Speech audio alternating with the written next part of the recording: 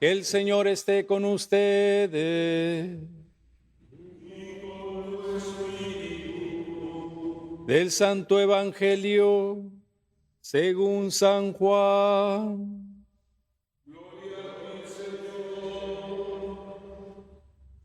En aquel tiempo Jesús dijo a sus discípulos: dentro de poco tiempo ya no me verán, y dentro de otro poco me volverán a ver. Algunos de sus discípulos se preguntaban unos a otros: ¿qué querrá decir con eso de que dentro de poco tiempo ya no me verán y dentro de otro poco me volverán a ver? Y con eso de que me voy al Padre. Y se decían: ¿qué significa ese un poco? No entendemos lo que quiere decir. Jesús comprendió que querían preguntarle algo y les dijo: están confundidos porque les he dicho dentro de poco tiempo ya no me verán y dentro de otro poco me volverán a ver. Les aseguro que ustedes llorarán y se entristecerán, mientras el mundo se alegrará. Ustedes estarán tristes, pero su tristeza se transformará en alegría. Palabra del Señor.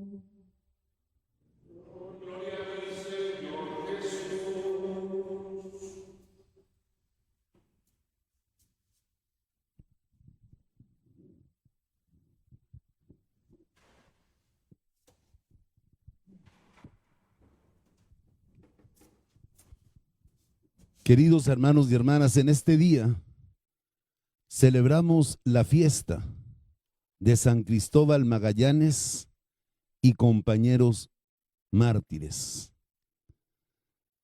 Un gran número de sacerdotes y fieles laicos que sin haber tomado las armas, que sin haber ejercido violencia, fueron asesinados y martirizados y torturados de forma sumaria e injusta durante el tiempo en que estuvo el presidente Plutarco Elías Calles en el poder. Las leyes callistas trataban autoritaria y dictatorialmente de erradicar la religión. Violaron flagrantemente el derecho humano a la libertad religiosa.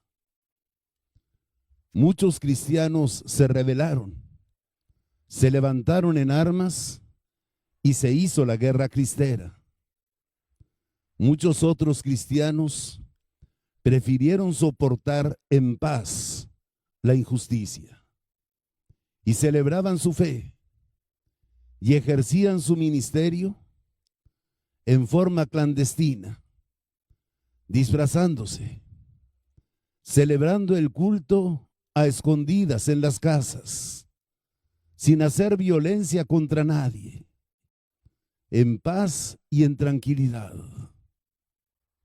Ellos son los mártires de la cristiada. Ellos murieron gritando: ¡viva Cristo Rey y Santa María de Guadalupe! Un gobierno que pretendidamente era democrático y que sin embargo quiso imponer una dictadura ideológica propia de la masonería y propia del socialismo de aquella época. Fueron mártires.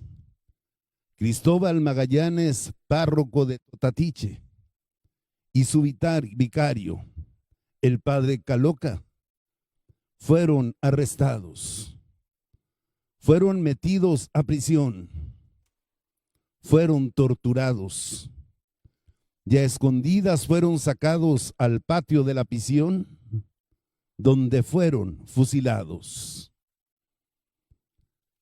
El padre vicario, sacerdote joven, Estaba nervioso y asustado frente al batallón que iba a fusilarlo. Y el padre Magallanes le dijo palabras muy parecidas a las que Cristo pronunció en el evangelio que hoy escuchamos. Tranquilo, tranquilo, Padre. Esto durará un momento y después la felicidad eterna que nadie podrá quitarnos. Finalmente el padre Cristóbal Magallanes exclamó: vivo y muero inocente. Pido a Dios perdón para quienes arteramente me asesinan y suplico que mi sangre derramada sirva para traer paz a toda nuestra patria. Y así murieron estos mártires junto a muchos otros muy venerados en las tierras de Jalisco, Guanajuato, Zacatecas, Durango, Chihuahua, Colima, Nayarit. Gente que vivió su fe, gente que nunca se rebeló contra el gobierno a pesar de tener derecho a defender sus derechos humanos. Gente que quiso, al igual que Gandhi, una revolución pacífica frente a un poder tiránico y dictatorial. El Papa Pío XI escribió 2 cartas sobre las leyes y la persecución callista. Y dice que jamás en ningún otro país se había cometido la infamia de querer dar apariencia de legalidad a verdaderos crímenes de Estado. Durante mucho tiempo, estos mártires no fueron canonizados.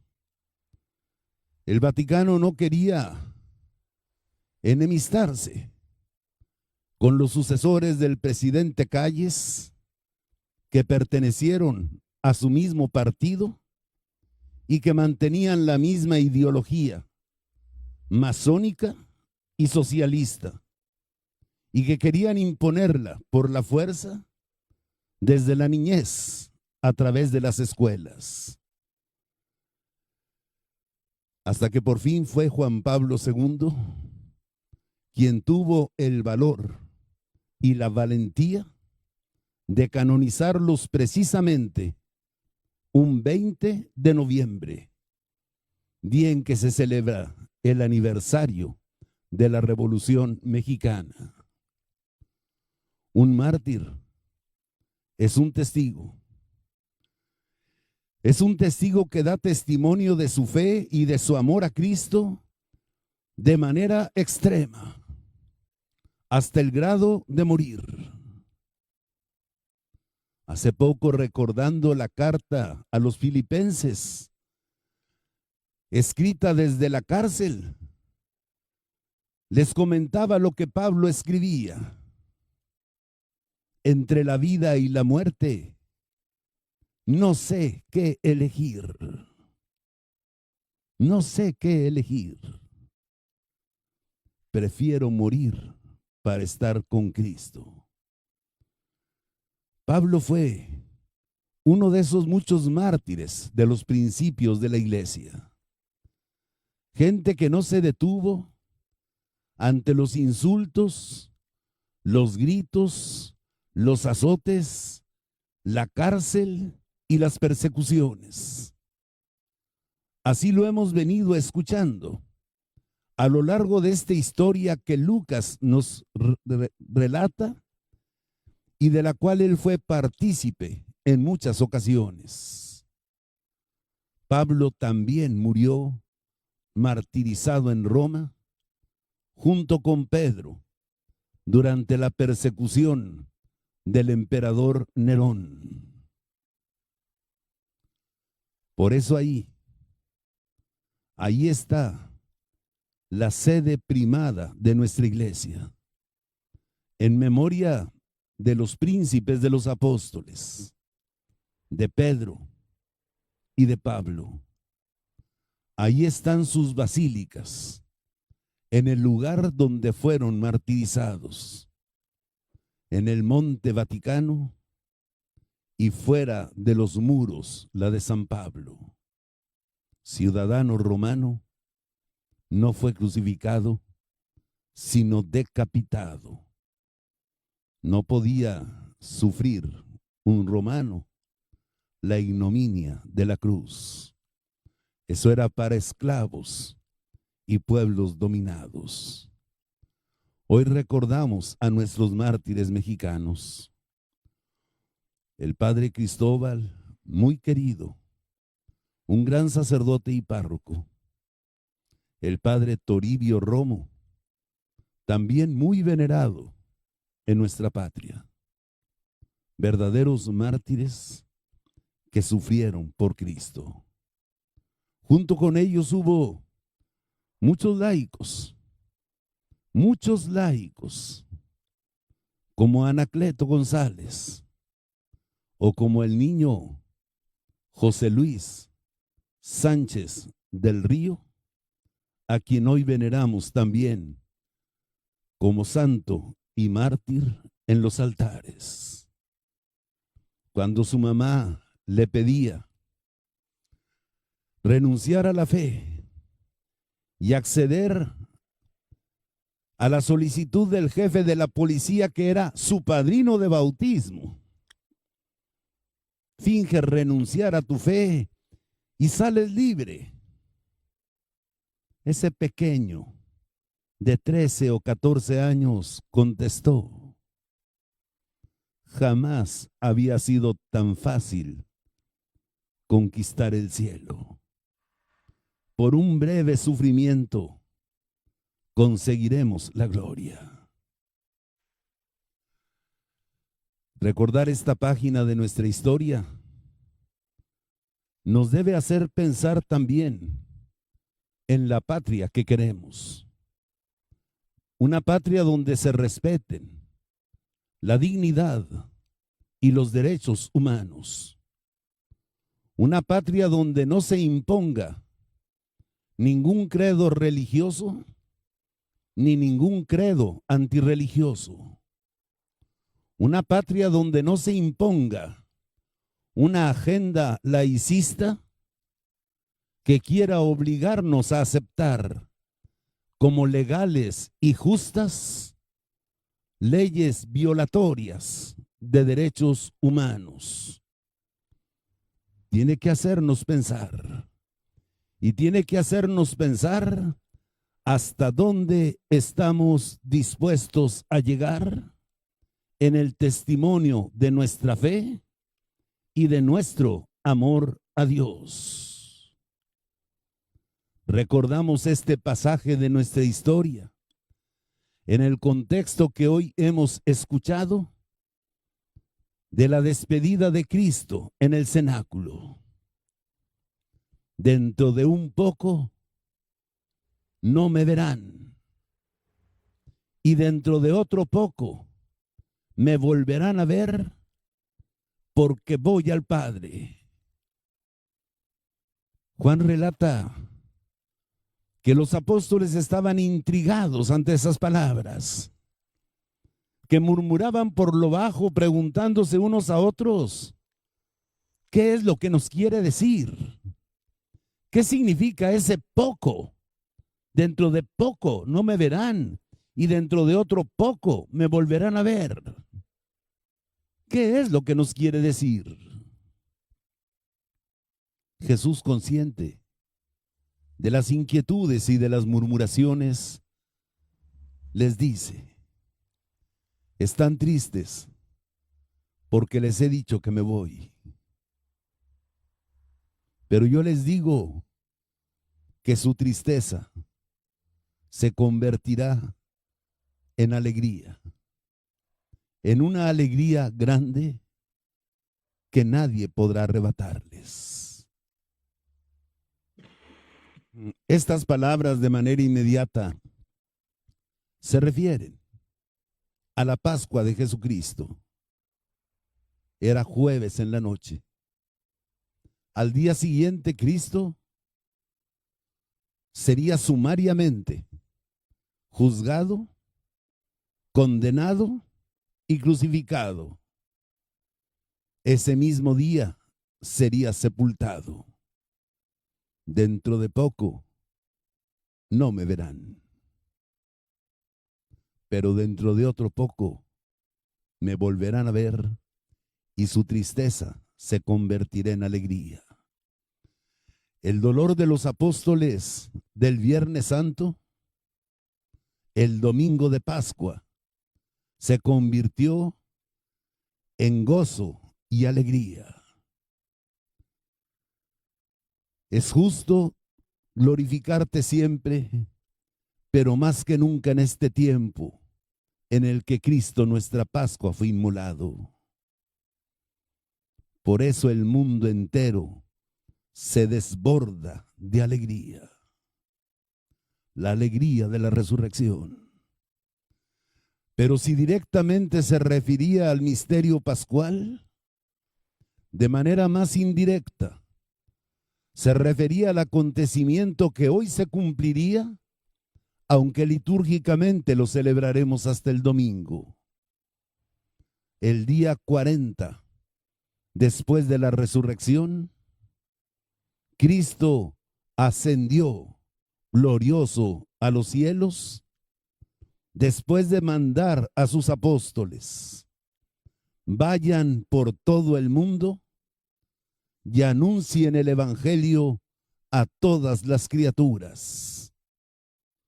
Bautícenlas en el nombre del Padre y del Hijo y del Espíritu Santo, y enséñenles a cumplir lo que yo les he mandado, el mandato del amor.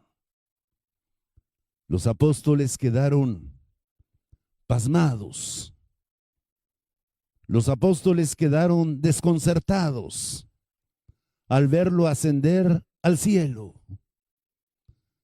Lucas describe que se quedaron como tontos mirando al cielo, hasta que unos ángeles les dijeron: ¿qué hacen ustedes mirando al cielo?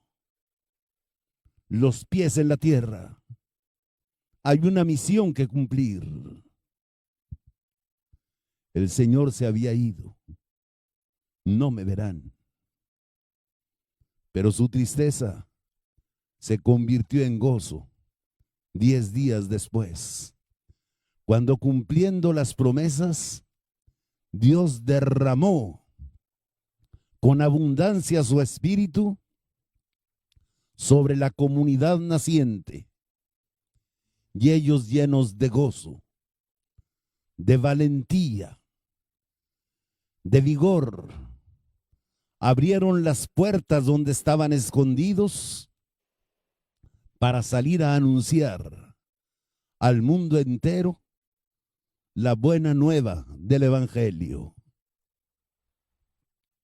En ese contexto, recordamos a nuestros mártires mexicanos. En ese contexto, leemos también el libro de los Hechos de los Apóstoles. Después del fracaso misionero de Pablo en Atenas, donde consiguió unos cuantos creyentes, como Dionisio el Areopagita y Damaris, Pablo se dirigió a Corinto. Iba solo. Aguardaba la llegada de sus compañeros Timoteo y Silas.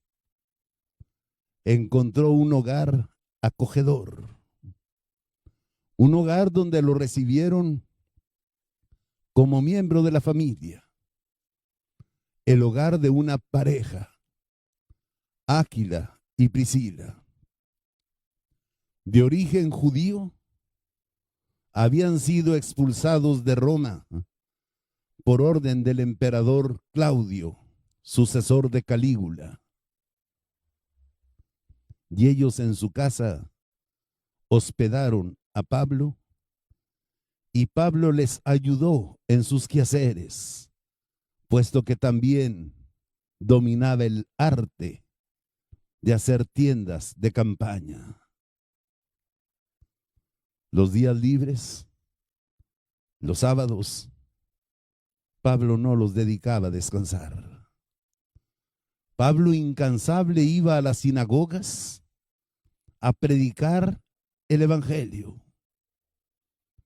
Anunciaba que Jesús era el Mesías, el Hijo de Dios bendito. Y muchos trataban de refutarlo y lo insultaban. Hasta que Pablo se cansó y les dijo: era mi deber anunciarles primero a ustedes el evangelio del reino.